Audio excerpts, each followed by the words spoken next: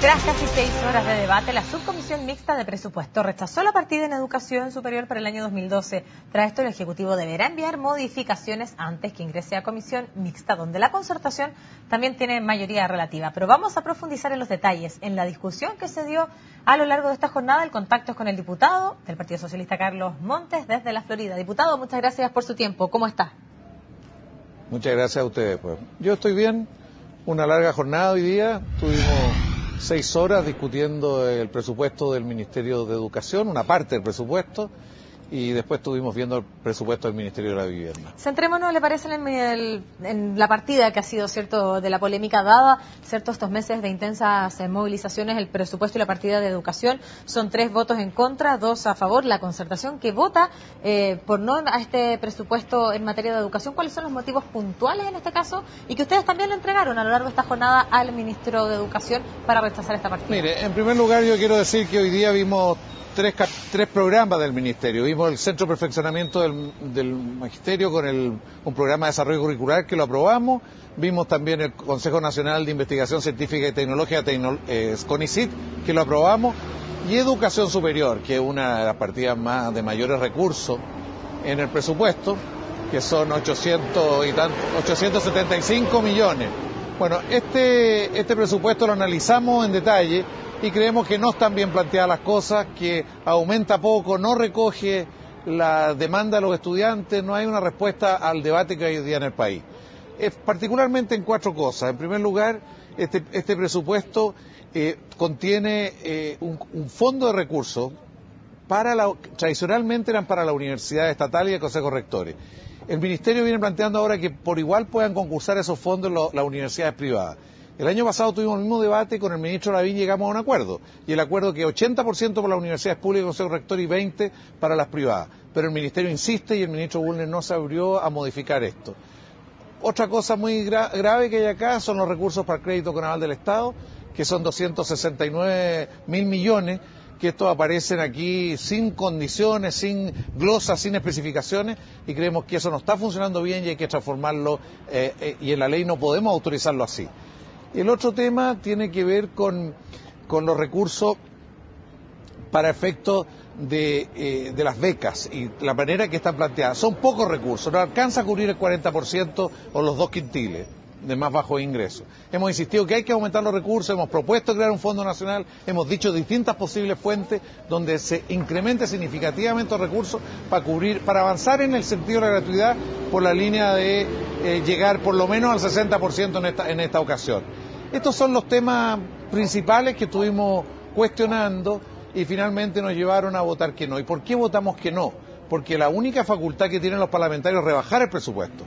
Al llegar a la comisión mixta, desde esta subcomisión, al llegar a la comisión mixta con esta parte del presupuesto rechazado, eso obliga al gobierno a tener que presentar indicaciones y buscar solución a la controversia, a hacer propuestas. Y esperamos que así se haga. El año pasado la oposición logramos incorporar 55 indicaciones en el presupuesto. Esperamos que el gobierno actualmente se abra nuevamente, pero particularmente el Ministerio de Educación flexibilice sus posiciones y entienda que tal como está el presupuesto no refleja ni siquiera la mayoría del Parlamento. Pero de todas maneras, haciendo la comparación que usted hace respecto al presupuesto del año pasado, la situación era completamente distinta porque hoy día llevamos 5 meses de movilizaciones intensas donde muchos parlamentarios también adhieren a las demandas que tienen los estudiantes. Efectivamente, el fin al lucro, la gratuidad, en esos conceptos no se puede reflejar de forma directa en el presupuesto de educación, pero sí, por supuesto, que se ha transformado en una medida, o no sé si de presión en este caso, para el Ejecutivo para poder también atender las demandas de los estudiantes. Por lo tanto, dada la discusión que usted tuvo hoy día en el Parlamento, lo que ocurrió el pasado día jueves, ¿cómo ve usted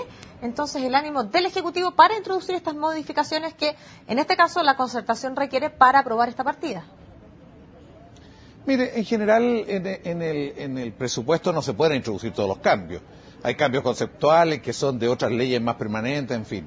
Pero acá nosotros podemos poner condiciones, o sea, que aquellas instituciones de educación superior cuyos alumnos reciban becas, un requisito es que no tengan lucro. Poner condiciones más exigencias respecto de eso también para los centros de formación técnica y a los institutos profesionales. En fin, podemos avanzar en ese sentido en el lucro. Respecto a la gratuidad, aquí deberíamos avanzar a lo menos al 60% de los alumnos y modificar el sistema de crédito, de que haya un crédito menos costoso para para las personas, para las familias, y también menos costoso para el Estado, porque este es un crédito carísimo, el crédito carnaval del Estado. En fin, son modificaciones, muchas de las cuales nosotros venimos planteando hace bastante tiempo, no solo ahora a propósito del movimiento. Hoy día coincidimos con los estudiantes en una serie de objetivos y creemos que es muy importante que el gobierno acoja esto y se abra a las indicaciones que se están planteando. ¿Y con qué ánimo vio usted en este caso al ministro de Educación y al Ejecutivo respecto a la posibilidad de abrirse a estas modificaciones? Mire, yo vi la intervención del ministro hoy día bastante dura, bastante confrontacional, se lo hicimos ver en un tono que no correspondía. Probablemente tenía que ver con lo que ocurrió la semana pasada, el jueves pasado. Pero la verdad que en general no nos pareció bien el tono que empleó el ministro para intervenir. Porque aquí la responsabilidad de un ministro es buscar solución a los temas, buscar concitar y recoger las distintas propuestas. Eso no lo vimos en esta ocasión. El ministro cree que lo que él piensa es lo que hay que hacer y es lo que hay que aprobar. Y eso llevó a esto, pero esperamos que de aquí a la comisión mixta se abra a nuevas alternativas. ¿Y qué me puede decir de la subejecución presupuestaria, en este caso del ítem de educación? En general el Ministerio de Educación aparece con subejecución. Quizás lo más grave es para la reconstrucción, porque el año pasado pidieron 198.000 millones para reconstrucción de colegios, pero la verdad que gran parte, no llegaron ni al 20% de este presupuesto ejecutado efectivamente, asignado, en fin. Y hay un conjunto de otras partes del presupuesto que no están ejecutados. La verdad que el Ministerio ha sido poco eficiente para realizarlo. En algunos casos ha tenido que ver con el movimiento estudiantil o la situación de las universidades, pero en general no tiene que ver con eso, tiene que ver con sus propias capacidades para implementar los proyectos. El Ministerio no está funcionando bien, no ha estado funcionando bien. Quisiera preguntarle también, saliéndonos un poquito del tema presupuestario, por la situación que ocurrió la semana pasada precisamente en la sede del ex Congreso Nacional y que llevó a parlamentarios de la coalición por el cambio, en este caso, a pedir el voto de censura contra el senador Guido Girardi para que no siga ejerciendo en este caso su función de presidente de la Cámara Alta, pese a que usted está en la otra Cámara. Fue algo que nadie esperaba. Que hubo primero un grupo que entró al edificio del Senado en el ex Congreso y que después cuando empezó a funcionar esta comisión entraron 60 personas. Algunos subieron a la mesa y gritaron. Bueno, esto no ocurre con frecuencia, es una cosa muy rara. Quizás cuando la UDI llevaba a Landa a la sesión del Congreso en Valparaíso, ahí ocurrían cosas de esta característica. Pero en general no es lo habitual.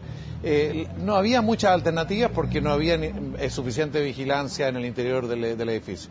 Yo creo que hoy día la derecha está fundamentalmente tratando de hostigar al presidente del Senado. Creo que la mayoría no van a apoyar la censura, porque él refleja una mayoría dentro del Senado que no está de acuerdo con la censura al presidente Girardi. En todo caso, creemos que el hecho del día jueves es muy condenable y la verdad que hay otras formas de expresarse en democracia y hay que respetar las instituciones, sobre todo cuando están trabajando en torno a estos mismos temas. ¿Y la censura en este caso al presidente de su Cámara, Patricio Melero?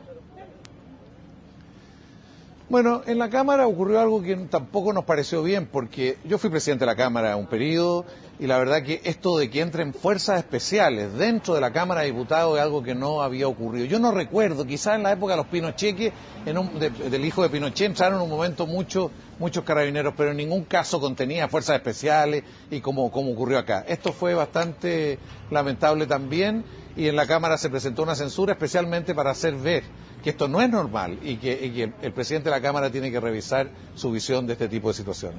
Esa censura se vota cuando ya reanude la sesión de sala de regreso a la semana distrital, entiendo el próximo martes, ¿no?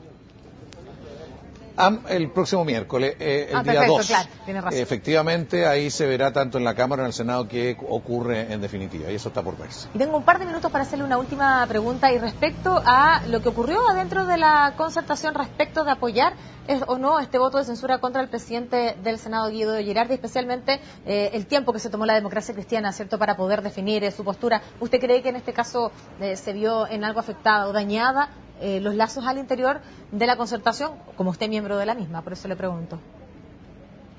Mire, yo no creo que esto se vaya a aprobar. En todo caso, creo que en definitiva los senadores montecristianos harán ver su opinión, harán ver sus observaciones, sus críticas, pero no creo que apoyen una moción de censura de estas características. Además, habría que elegir a otro presidente, en fin, y también tendría que generarse un consenso.